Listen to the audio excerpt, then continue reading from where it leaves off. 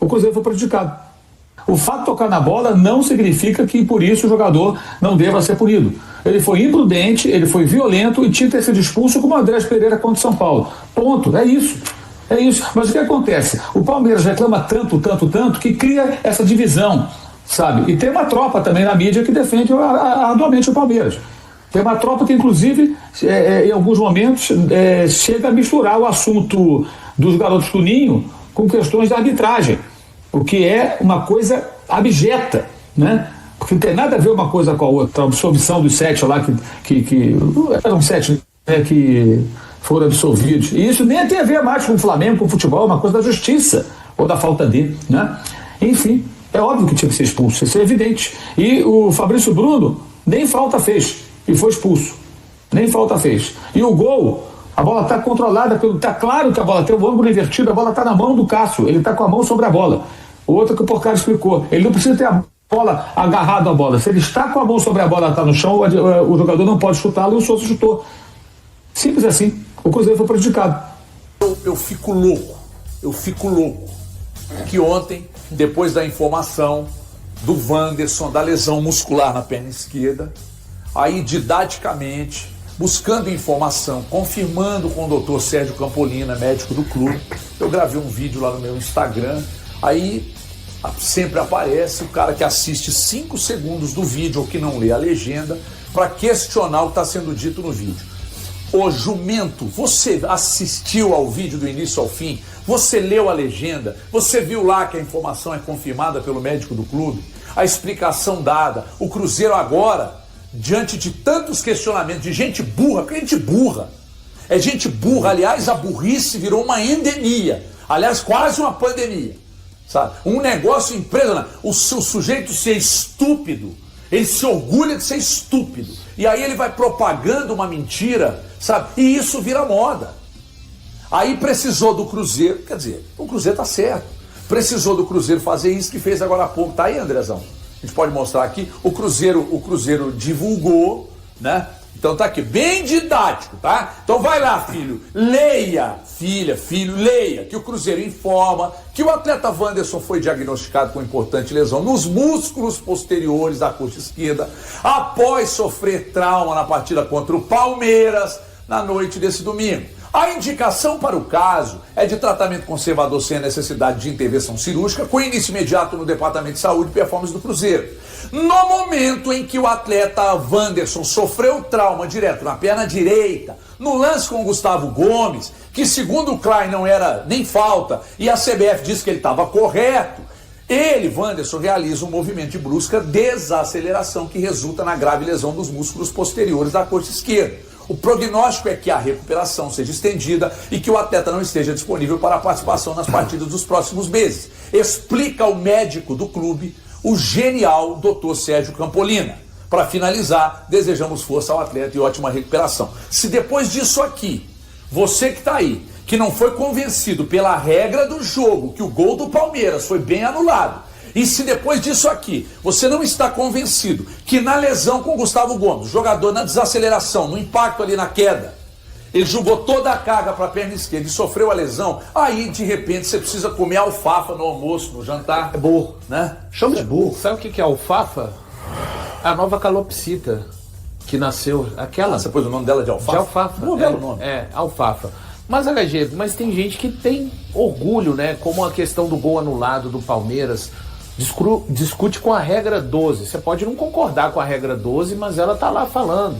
Se o goleiro colocou a mão em cima da bola e ela tá sob a superfície ali do campo, ela está sob o domínio do goleiro. Mesma coisa essa questão do Wanderson que você trouxe, aí agora o clube trazendo de forma oficial. É uma lesão muito preocupante. Desejar uma boa recuperação a ele, Wanderson, a qualquer atleta, né, que se lesiona no futebol. A gente tem que lembrar que são profissionais que ficam incapacitados durante um período de exercerem a sua profissão, né? Eu vejo com muita preocupação essa reta final do Cruzeiro. O Cruzeiro segue perdendo jogadores. O Wanderson, independente do questionamento que tem o torcedor do Cruzeiro, não vinha bem, é verdade, nas últimas aparições. O último jogo que ele faz realmente muito bom é aquele jogo lá contra o Atlético na Arena, a partida de ida da Copa do Brasil. Depois, a volta, ele até joga bem também no Mineirão, quando o Cruzeiro vence 2-0. E dali ele oscilou, como o time tem oscilado, não em termos de campanha, mas em rendimento dentro do campo. Mas o Cruzeiro, de repente, olha agora o seu lado esquerdo, ele perdeu o cara que foi titular em mais de 80% dos jogos da campanha muito importante do Cruzeiro no Campeonato Brasileiro. Outro jogador que o Jardim havia recuperado e já estava atuando por ali, inclusive contra o Flamengo, atuou muito bem, o Matheus Henrique, também está fora da temporada. Aí você pega um outro jogador que vinha sendo muito menos utilizado, mas com esse tipo de situação poderia ser que ele tivesse mais oportunidades. E aí, pessoal, não estou falando de preferência minha, eu estou falando que ele seria talvez mais utilizado com a questão da escassez. Estou falando do Marquinhos. É outro jogador também que está fora de combate. Então, quando você pensa hoje, o Arroio entrou no lugar do Wanderson e ele já havia sido titular no jogo contra o Fortaleza. Provavelmente o Arroio ganha essa vaga. Você tem um Sinisterra para ser reserva, mas a gente precisa de lembrar a situação do Sinisterra. É um jogador que está voltando, ficou disponível novamente no jogo contra o Palmeiras, mas está sendo feito um trabalho com ele muito gradativo. O Cruzeiro perdendo jogadores, não vou falar do Fagner, do outro lado, da lateral direita, já está fora há 3 meses. E assim, pelo menos em termos de campeonato brasileiro, deixando a Copa do Brasil para dezembro, o Jardim hoje tem o Cauã Moraes. Mas esse lado esquerdo do Cruzeiro ficando muito comprometido em um momento em que a temporada vai afunilando, né? Faltam 8 jogos para o Cruzeiro no Campeonato Brasileiro, jogos bem importantes, o Cruzeiro querendo ali alcançar o número de vitórias que matematicamente o coloquem de forma direta em uma fase de grupo da Copa Libertadores. Mais trabalho para o técnico Leonardo Jardim perdendo essas peças. E HG, por mais que o Wanderson tenha sido questionado pelo torcedor, né, que o Arroio a gente até comentou aqui que seria titular, né? Mas perder um jogador como esse que pode mudar o esquema do Cruzeiro, porque são características diferentes, né? No momento de decisão, eu acho que realmente é uma coisa que preocupa muito. Perdeu 4, né, Valor?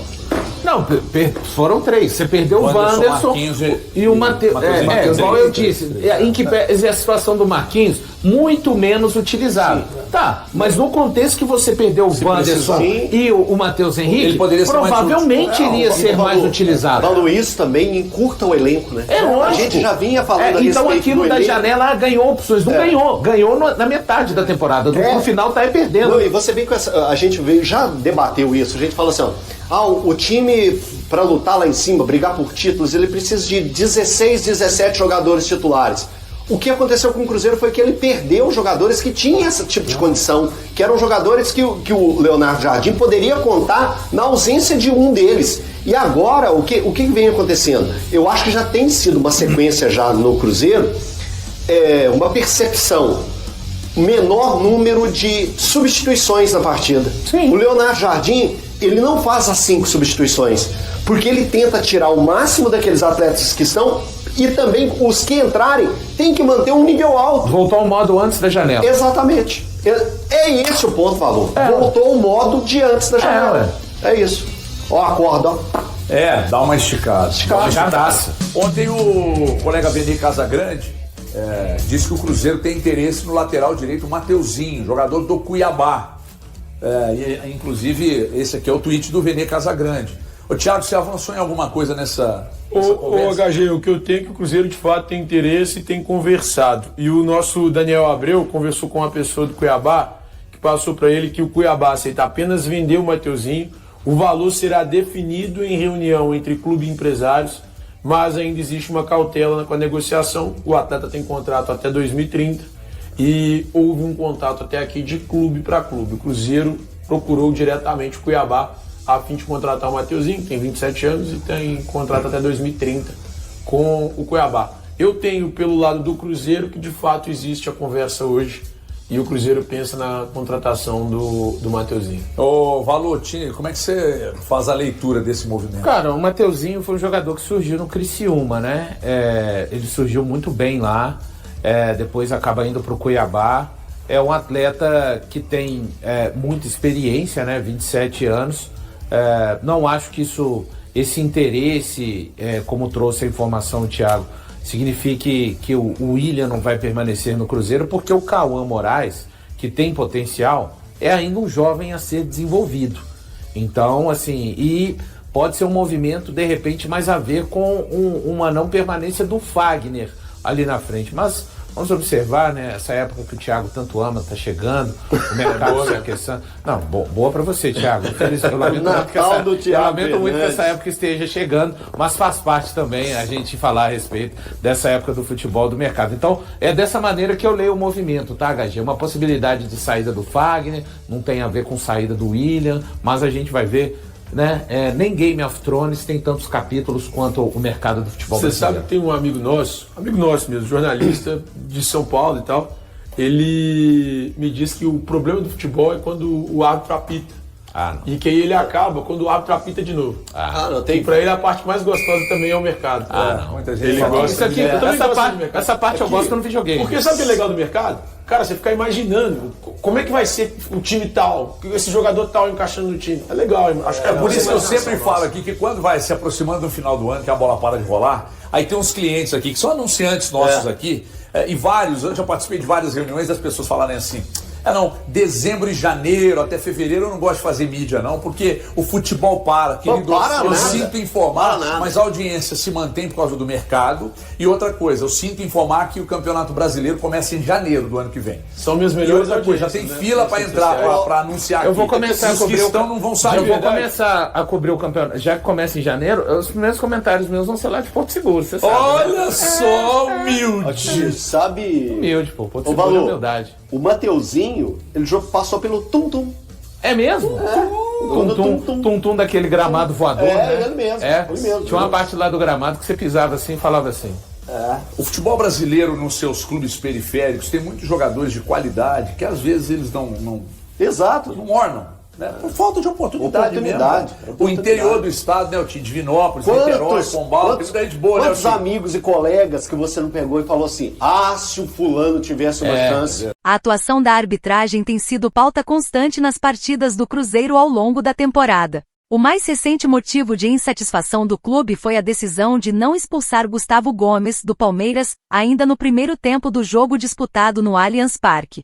Esse confronto se soma a outros 7 do Campeonato Brasileiro em que a diretoria cruzeirense acredita que o time foi prejudicado em lances decisivos. O GE reuniu os episódios contestados pelo Cruzeiro.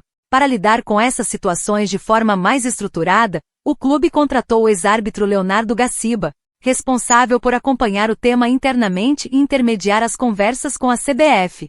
Mesmo assim, o presidente Pedro Lourenço e o vice Pedro Júnior seguem atentos às questões e já dialogaram diretamente com Samir Chaud, presidente da entidade. No primeiro turno, o Cruzeiro afirma ter sido prejudicado em 4 partidas. Contra Internacional e Vitória, por exemplo, o clube entende que Jonathan Jesus e Eduardo deveriam ter sido expulsos. Também houve queixas após o empate sem gols com o Atlético Mineiro, quando o Cruzeiro alegou um pênalti de Lianco em Fabrício Bruno e a falta de cartão vermelho para Júnior Alonso no início do segundo tempo. O zagueiro, inclusive, foi substituído logo depois pelo então técnico Cuca. A derrota para o Santos no Mineirão também foi marcada por polêmica. O time paulista venceu por 2-1, mas o Cruzeiro questiona o gol anulado de Caio Jorge, que o VAR invalidou por suposta falta de Matheus Pereira na origem da jogada. No início do segundo turno, a diretoria voltou a protestar, desta vez por um pênalti não marcado diante do Mirassol, em jogo que terminou empatado por 1-1. Após a partida, o vice-presidente Pedro Júnior fez um duro pronunciamento cobrando mudanças. Esperamos uma mudança de postura. Não queremos favorecimento, apenas uma arbitragem justa. Se for preciso, vamos nos manifestar a cada rodada. Não aceitaremos mais tantos erros em jogos consecutivos. Mais recentemente, além da polêmica contra o Palmeiras, o Cruzeiro também aponta falhas da arbitragem nos duelos com Atlético Mineiro e Flamengo. Contra o rival mineiro, o escanteio que originou o gol de empate teria sido marcado de forma equivocada. Já diante dos cariocas, o clube entende que Alex Sandro deveria ter sido expulso por segundo cartão amarelo ainda na primeira etapa, após falta em Caio Jorge. E aí, galera, o que acharam? Deixem suas opiniões nos comentários. Não se esqueçam de deixar o like, se inscrever no canal e ativar o sininho para receber as notificações. Até mais, Nação Celeste! Vamos pra frente!